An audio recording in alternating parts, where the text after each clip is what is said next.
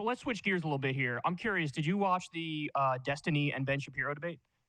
I only saw the end of it where they talked about monogamy versus non-monogamy, I'm afraid. Oh, interesting. I can't stand Lex Friedman, so I didn't want to get too far into it. Well, he says like 3 words the entire time, so he kind of like lets looking them at go him, and do their thing. you know. Yeah, well, I was going to ask what your thoughts on it were, but, you know, I'll just give everybody mine since I watched more of it. I was half asleep, but I tried to digest more of it. So I thought that on certain issues like Trump versus Biden, I think Destiny did a really great job when talking about January 6th. I think he did a really great job. They were having a debate around like schooling and the social safety net. I think he did a great job there. But I was actually surprised that there were a certain number of issues where I think there was like way too much agreement. I think Israel was actually one of them. He disagreed around the edges. You know, he brings up like this illegal settlers in the West Bank, and how he's against that. But it wasn't nearly as much of a debate as I kind of thought it would be. So you should definitely check it out. I'm actually surprised you haven't covered it on your channel yet. Oh yeah, well, it was such a long conversation, and I was wondering about the extent to which they would disagree as well. I haven't seen a lot of Destiny's positions, but I catch whispers in the wind of him having said some like very chauvinistic, like pro-Israel stuff or pro-genocide stuff or whatever. I don't know where he would lean in terms of debating it. I think that when it comes to conversations like that, though, as time has gone on, the appetite for debate has shifted a lot. Since, I don't know, 2017, 18 or whatever, the environment has changed. Ben Shapiro barely does debates anymore, and now they feel like much more of a novelty than a cornerstone of political engagement online. And I wonder if, I mean, especially with people like Lex Friedman, right? That guy is very civility pilled, like let's all have a cup of tea and discuss whether or not trans people deserve to be killed or something. Very, very like sort of morally detached from the subject being engaged. I wonder if that environment is always going to be a kind of placating force on conversations as severe as like what's going on in the Gaza Strip. It's like you know what I mean, right? It's kind of like a liberal civility politics thing, but it's not even liberal necessarily. It's very institutional. I haven't seen the whole thing, so that's just I don't know, a feeling that I have from a kind of instinctual vibe check. My gut drives me to this. Yeah, I mean, I would honestly say it was more of a discussion than a debate. I mean, there were definitely points of disagreement, but it felt a little bit more like almost like a Rogan-esque discussion than it was a debate. And I'd be curious to know what they felt like going into it, what it would be like. I wonder if like Ben and Destiny thought like, no, we're going to be debating, or if they thought like, hey, maybe we'll find like 72% agreement on the various issues. I find it really difficult to do a proper debate when there's even a moderator, because Ben Shapiro is I don't think he's stupid. Like, he can talk fast, but his arguments are very stupid. Like in a sensible environment, like you would be shouting at Ben Shapiro. Like he'll try to talk over you. You talk over him louder. That's the essence of debate. Scream at each other, arm wrestle. Who cares? Lex Friedman, it's you sit down at the good boy table. Everyone be nice. I guess there's just a limit to how far you can go in an environment like that. I think Destiny recently debated Alex Jones and some other people. Yes, I actually watched that. Did you watch that? I saw parts of it. That was like that. Now that's an environment that cultivates good discursive spirit. That's a good debate environment, I feel. Yeah. So with in the my shouting. opinion, he actually did better in that. And again, I'd be curious to know what he thinks, like how he did in each respective debate. But in my opinion, there was much more clear disagreement and differentiation in that debate. And really, honestly, what I would have liked to seen, I don't know if you saw the whole thing or not, but it would have been good to have just Destiny versus Glenn Greenwald. And I think they're actually somebody's making that happen. There was somebody tweeted about how that's going to happen shortly, but Alex Jones just ruined the whole fucking thing. I mean, he's in there. He's a total idiot. He makes horrendously stupid points. He's loud. He's obnoxious. He's probably like high as balls on cocaine or whatever the fuck he's on. Lord only knows. And it's like every 14 minutes, Destiny would come in and say something smart, and then Glenn would say something interesting in response to it. And actually, to my surprise, the Krasenstein bros were not bad. I was kind of amazed by that, because I view them as sort of these like meme people, like who don't really like know anything or care, but they actually did a half decent job too. I like the Da Vinci twins, just into politics. I agree. Yeah, it feels like debate is getting less and less interesting for me, at least personally, because the right is so out of this universe that it feels like a lot of points can't even be discussed. Because I remember back in like 2019 when I started doing the YouTube thing. Even back then, Trump supporters would like earnestly debate the facts of the positions they held about immigration or the economy or whatever else. I'm not saying they were correct, but like they seemed to care. There was some degree of policy wonkery, right? They had their feet planted kind of firmly. Nowadays, it's all moon logic, man. I'm pretty sure the average Republican is like the borderline least insane starting point is like 9/11 trutherism, flat Earth, hollow Earth. You know, the it feels like there's no ground anymore for reasonable discussion. Policy wonkery. Nobody wants to talk about the economy or what Trump actually did. It's all just like wokeism is infiltrating our schools. It's like that's the level of engagement now. And in an environment like that, debate is more about, I don't know, shouting people down. You can make the points, but past a point, it's just like demonstrating strength, which is what they care about, of course. Ultimately, they care about being perceived as this like force of logic far more, I think, than they do about engaging with any real issue. Yeah, so back in like 2015 and 2016, I had a very, very different approach when it came to Trump supporters, where, you know, you try to see the best. Hey, why do you feel the way you feel? Why do you like him? What is it about it? And then in some instances, you could pick out with some people, I don't know, they thought he was a little better on trade than Hillary Clinton, who was in favor of all the outsourcing deals and all this stuff. But as time has gone by, now with Trump he was president for 4 years, then we had January 6th, and he attempted to overturn the election. And then here we are today where this dude refuses to go away. And I am 100% doomer pilled on the people who remain who support Trump, because there's been a million of these interviews. You go to the rallies, the Young Turks have done this, where they send people to the rallies to interview these people. And you literally can't find one salient point among them. It is just a complete cultishness, devotion. It's all about emotion and feelings. They're also at the same time like very closed-minded and arrogant in their without understanding anything about policy or facts. And so I've been so doomer pilled on them now that I really have no patience left for anybody. Like we were like Alex Jones in that debate. I would have felt like Destiny did, where I was face palming like, what the fuck are you even doing in this conversation? Like, you're not even engaging. Alex Jones isn't even that far off, I feel, from the median GOP voter at this point. Like fully, like half of the things that he says, just like, oh no, yeah, that's just like standard policy now, or like that's just normal rhetoric. I think like the DNC is also largely responsible for this in terms of their insistence on sticking to institutional candidates.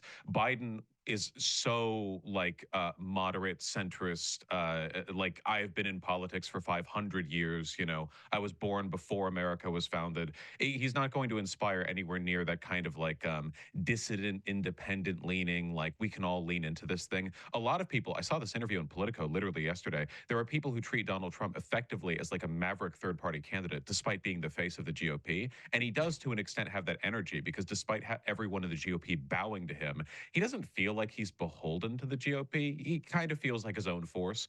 I mean, this is like the eternal cope, right? But I'll say it until I die. Like Bernie would have done so much better on this. There are so many Trump supporters who would have looked at Bernie and, if nothing else, gone like, you know, he's very clearly not institutional DNC. A lot of them would call him a communist or whatever. They call everyone that. But I think he could have won over a lot of those independents. And in the face of that now, it's just like, if you have even a little bit of distrust for the system, it feels like every institutional force is pulling you over to Trump, because the Democrats will be like, "What, you don't trust the system? What are you, a goddamn, what do you, don't trust the system? You loser, you fucking lunatic," you know? And in that environment, obviously the populists are all going to run one way. Very depressing. It is, because it drives me crazy when people still try to make the argument at this late date that Trump is somehow anti-establishment, or Trump is somehow anti-war. It's like, just look at the record, follow what's actually happening. And look, I'll admit it's hard for people to follow exactly what's happening, because it requires like reading in-depth articles on page 72 of the Washington Post or whatever. But just to give a couple examples off my head, Trump took $1 million from the predatory payday loan industry for his inauguration. Then he turned around and dropped all the regulations into them, dropped all the court cases into them. Sheldon Adelson gave him literally over $100 million to effectively buy foreign policy vis-a-vis the Middle East and vis-a-vis Israel. Like the number, and on war, I don't even need to get into it. Over 400% increase in drone strikes, took out General Soleimani illegally, tried to coup Venezuela. Like, we can go on and on here. The collaboration with the Saudis. Yeah, exactly. They backed genocide in Yemen effectively. And he vetoed that bill when it was Bernie and maybe Mike Lee or Rand Paul who tried to get through a bill that said no more support for Saudi Arabia as they genocide Yemen. And he vetoed that. So, like, you look at it and it's just like, all you people have who still support him is just feelings. It's just emotions. It's just like, I don't know, he feels vaguely more authentic. And it's like, you got to get past that. Yeah, I guess it's about addressing the feelings at the end of the day. Most people, a lib, Republican, whatever. I mean, the average voter in every country is politically incoherent, right? Like following politics is an insane thing to do, and most people can't do it to the extent that they like really know what's going on. I guess people are following vibes for the most part, and the vibes that Republicans are following right now are like deeply cursed vibes. I guess the temptation is to beat them on the facts, which is easy because they're wrong. And the hard thing to do is to look at where they're coming from and wonder what like underlying emotional impulses are driving them to so readily believe things that are obviously empirically untrue. That could be like fact checked in a second, disproven. And once you can get at that, I don't know, maybe there's more truth to be bet in the middle. It's another one of my big criticisms of Biden, leaving aside anything policy related, right? Say that Biden was identical policy wise. The man just can't go up there and do a speech the way Trump can. Trump would go out there every day and say, again, total bullshit, but he projected a vision, an image of the future. Biden occasionally does speeches, and they're not really special. He's nowhere near as charismatic as Obama. So even compared to the predecessor, like that's not a point to his favor. And there's not really a clear vision forward. If you ask a liberal in this country, like what is being done to make America better or make America great, the most they could do, I think, is rattle off some like minor like institutional incremental adjustments to this, that, the other, that like maybe they'll pass after they means test it into oblivion one day. And people just aren't sold on that. You ask a Donald Trump, and he'll just say whatever. He'll just be, yeah, we're going to cure. I was about to say we're going to cure cancer, but Biden was the one who said that. That was based of him. We're going to go to the moon, Space Force. We're going to be number one. Make number America one. Great again. We're going to be great. It's going to be tremendous. It's and unironically, like that's the level of like dumb optimism I think that you need to pull people along in an era where everyone's so hopeless. And Biden can't really do that because he's ancient and brittle and moderate. So yeah, I don't know. Maybe in 2028 we'll get. I feel like if the country survives, we might get something good in 2028 because the need for a populist candidate on the left is so overwhelming that it past a point even the DNC can't ignore it. So let's switch gears here. Let me ask you about weed. There was you and TJ Kirk were kind of going back and forth there.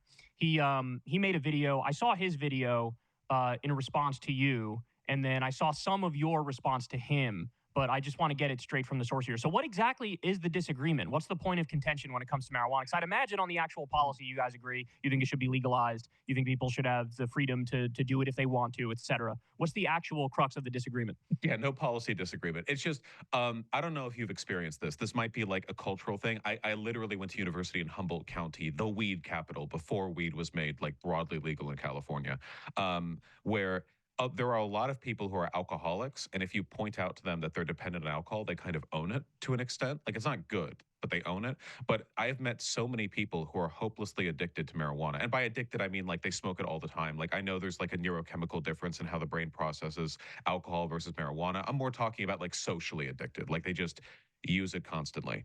And they cope about it like crazy. They just won't admit it. I think there was like a line given about marijuana from South Park of all places that I think was and always is really salient, which is just that marijuana can make you feel happy doing less, and that's a bad thing, that it can induce kind of like complacency or laziness.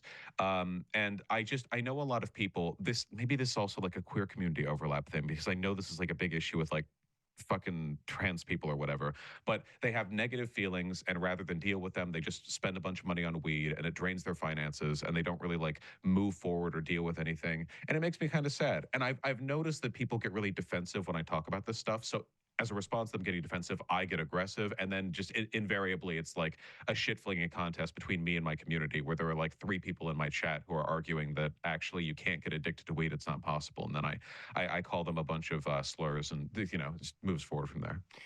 Yeah, I mean, I think that the issue kind of boils down to how people feel about the term addiction, right? And I'm going to have a little bit of a hot take here, and I'm curious what you think of it. Mm-hmm. I think quote unquote addiction is only bad if it has obvious negative consequences. So in other words, if somebody wakes up every day and they smoke weed every day, all day, but they take care of their business, they take care of their kids, they're happy, et cetera, I see no problem with that. If somebody's addicted to weed and they smoke it a million times a day, and then it makes it so they don't go to work, or they didn't pick up their kids, or they didn't feed the baby or whatever, like in that scenario, it's like, yeah, you have an addiction, and there should be a negative connotation associated with that word addiction in that context. So it's almost like we need two different words, one for somebody who uses all the time but is completely functional and has no problems versus somebody who uses all the time and it leads to negative consequences. You know what I'm saying? Because like sometimes people just use drugs as a coping mechanism, but there's really no downside to the coping mechanism because sometimes you just have to cope. You know what I mean? Do you see the distinction I'm making there? No, no, for sure. Yeah, the main problem, I guess, is that people who have an addiction or dependency are really bad sometimes at knowing whether or not it's having a negative effect on their life. Because the brain, like humans are like rationalization machines, right? Like if a person is experiencing negative consequences, because you can ask like an alcoholic, right? It's like, oh, are you experiencing negative consequence from being drunk every day? And they're like, hell no, I'm having a great time. There's a lot of that, right? I mean, that is the effect chemically, I guess, that it'll have. So it's more of an introspection thing, I think. Like the coping thing, though, I completely agree with. It's kind of like playing a lot of video games, right? Like video game addiction can ruin people's lives. Like you can be addicted to anything, I guess, but like just taking video games. You know, a person can be like can like throw their life away. You know, just not doing anything, play video games, whatever. Or you can just have a lazy Sunday, play a lot of games that day, and be fine. Like that was just like a day for you where you got to be lazy and do whatever. There's not as much of a chemical influence effect with the game stuff, I guess. So maybe there's a difference in terms of rationalization. I just want people to be happy at the end of the day. I want people to be happy and productive. I know a lot of people get kind of like locked into a negative spiral and they only realize it when they're really far down and it's difficult to do anything about it. So I guess I encourage a critical attitude about that sort of thing, but not any like, I don't know, drug war era, like you know, there's no reefer madness fear mongering here going on. I just want people to be happy, and there's just a lot of sad stoners out there. And I guess I'll just ask this: do you think that in some instances, chronic usage actually genuinely, sincerely helps some people? Where if they're not chronically using, they may have irritability problems, anger problems, can't get their shit taken care of. But if they are a chronic user, it might actually help them in their life, both literally and also mentally. Yeah, pain management would be a pretty good example of that to an extent, because that would also have. I know THC doesn't have the same psychological effect as just like smoking weed regularly, but yeah, to an extent, I guess it's just people are really tough at making that call for themselves, right? So yeah. in a vacuum, absolutely, but I know that the majority of people who would make that claim about any chemical substance about themselves would be coping or would not know what they had lost. Like maybe they thought that they were just like mellowing out a bit, but in reality there were like things in their life falling behind, skills they could have obtained or opportunities they missed that they'll never know about. And it's really tough to know, I guess, without a third party perspective. But in the abstract, like totally possible. Yeah. Gotcha. Okay. So now let's talk a little bit about. I know you and Jenk and Anna sort of went at it a little while ago. Where are you on them now? Because I always feel like when it comes to this liberal / left wing content creator group we're in, whatever it might be, as however loosely affiliated we are, it always feels like there's 97% agreement, but nobody ever talks about the 97% agreement or highlights those. And then whenever there's a 3% disagreement, it blows up to the point where people start hating each other. So where are you on them at the moment? Yeah, I still think Anna. I'm personally hurt by this. I got along pretty well with Anna, and I felt like she said some really dumb shit. And I tried DMing her about it, but it just didn't happen. And then it all like spiraled into a public thing, and she was quite mean. And I'm also obviously quite mean, so I can't, I can't like feign wounded indignation over that. But look, I mean, look, I had in the absence of dumb shit, like Cenk and Anna have done and said a lot of incredibly good things for progressive and populist causes. So I'm not gonna. You're right about the 97% thing. You know, usually when people link me any content from any person who otherwise agrees with me, it's because they know I will disagree with it. I'm not going to watch a video from them where I just like nod my head and go, "Oh yeah, of course." That's obvious. That's just not how it works. So I'm always disproportionately exposed to negativity. At the same time, I don't think there's anything wrong with being critical of people who are generally on your side. The problem with me being critical, I guess, is that I have no self-control and I am generally just a kind of like argumentative person. So even if my feelings towards a person are like largely positive, I could watch a video of theirs and go, you dumb fuck, you piece of shit, this is just I guess like a character flaw of mine. I try to smooth things over in DMs, though that didn't really work out with Cenk and Anna, obviously. Look, the election's coming up. Honest to God, at this point right now, with the stakes that we're facing, like I have no room in my heart and my soul for any bickering over stuff like that. I say, knowing fully well what a future segment in this very conversation is going to be. Um, so yeah, I don't know. I mean, I wish them all the best, sincerely. You know, I saw Jenk in DC when I went over there to talk with Rokana and do some stuff for my canvassing org, not my canvassing org, Progressive Victory, the people that I'm friends with, and he was quite steely in person. He didn't want to like talk with me very much, which I was rather sad about. He's such a big bombastic guy. I wanted to like chat with him and get drinks. Yeah, I think so I know Jank, and he is like fiercely protective of Anna. He's so So loyal. if He's he like a feels mastiff, you know. if he feels Anna was wronged in any way, that I think honestly he'd be a bigger dick in that scenario than if you were just mean to him. Like he'd be more Mhm. okay with you being mean to him than you being mean to Anna, basically. So that's probably where he's coming from. Because normally in person he is more outgoing and agreeable than probably what you were able to see. So let me ask this then, because from my perspective, and I didn't follow all the things in and out, but I know that there were some disagreements on crime and some disagreements on trans stuff. But how do you balance as a creator? Because I have to struggle with this balance too, and I think everybody in our place does. How do you balance trying to have solidarity with people who mostly agree and good faith while also trying to, like, do your job, which sometimes is calling people out and being like the lone voice of reason, where you feel like everybody else is getting this wrong and I got to chime in and I got to like correct the record here? How do you balance those things? Because from my perspective, those things are absolutely at odds. You could either have solidarity and be like good faith and interpret everything everybody around you says in the best possible light, or you can, hey, I'm gonna do the call out thing here. I think this person is wrong, even though we agree on most things. And also, by the way, hand in hand with that, if you do it, it's like a lot of people are gonna watch that. A lot of people are gonna click on that. A lot of people are gonna like that because it's like, ooh, juicy, it's drama, Oh and it yeah. really gets people going. So how do you balance those things? Because I try to do this too. Like, last thing I'll say is, like, for example, remember when you went? This was years ago now, but you went on Tim Pool and you debated Charlie Kirk, and I had debated Charlie Kirk before that too at some Politicon event. But Hmm. I um, watched that. I remember. yeah, like I made a point of, okay, Vaush destroys him here and Vaush destroys him here. So now let me do segments where I'm like, Vaush is absolutely destroying him. And that creates like a positive feedback loop where my fans look at you, your fans look at me. They're like, oh, this is great. This is a good environment. It's kind of like what the conservatives do, except they push bad things and we push good things. And it's like, that's one way to get attention. But the other way is like, this fucking asshole's wrong about this, this, and this, and let me call him out. So how do you balance those things? Well, I guess I don't. I'm really bad at it. I have as much as I try to compensate for it, like intellectually, like think, like use my brain to rein me in a little bit. I generally don't have a good relationship with a lot of people on the left. I'm very combative.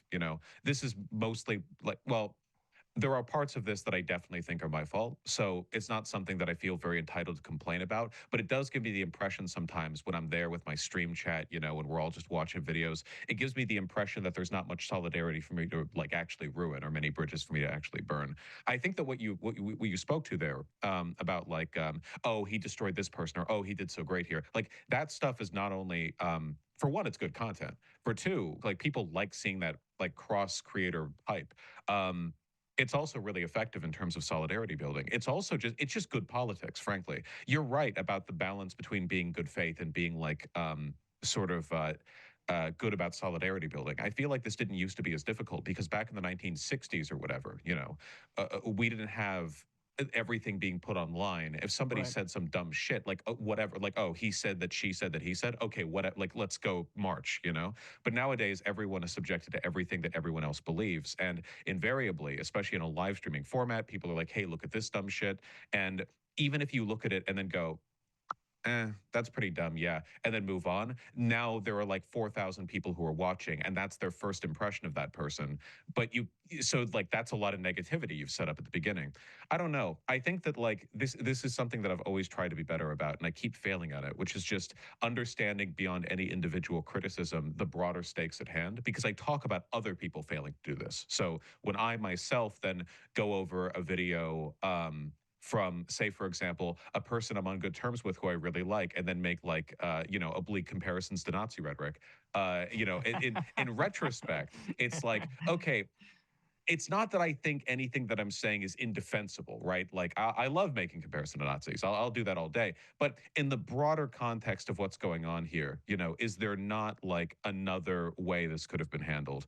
And I mean, there almost always is. This is something about which you've always been better. And it's one of the reasons I think that I've gotten along with you over the years. It's because in spite of any like individual disagreements, you've always had your feet planted super firmly. So I respect that about you, frankly. I mean, look, I have some tricks that I employ in order to not sort of get involved in that negative feedback loop. And one of them is I literally, okay, if you do a segment where I know it's going to be good and I'm going to agree with it, I'll watch the whole thing. If you do one where it's like, you're coming after me or whatever, I just won't watch it. And then I'll hear, people say, oh, he said this, this, or that. And I get like a sense of what you may have said. But if I don't hear you actually say things that I might dislike or be offended by, then it literally is out of sight, out of mind. You know what I'm saying? So that's one of the things I do. And that's why, creators fight all the time, but they don't really see me fighting often. And it's just because I don't see anything to fight over because I'm actively avoiding when somebody says something about me that I think is going to be unfair, I'm not going to agree with. All right, so now let's get to the fun part that I'm sure everybody's waiting for. Oh, no. So, now, look, we're actually in a really good place because I didn't watch any of the things you said. So I'm not coming in with any like baggage of like, how dare you say X, Y, or Z about me? I literally don't know what you said. I just know you disagreed with the statement I made. So I made the incredibly based and true comment the other day. The incredibly honest, it is hyperbolic. I'll grant you that. I fully expected some incoming fire. Based, true, and hyperbolic, yeah. I didn't necessarily expect it from you. I said, quote, the Houthis are correct when talking about the attempted blockade of ships going to Israel. And the point I was trying to make, and I tried to make this clear in the video, perhaps I failed in doing it. If you guys are enjoying this conversation, sign up on Substack. The link is below to watch the full interview. This is just a little piece of the interview. Enjoy.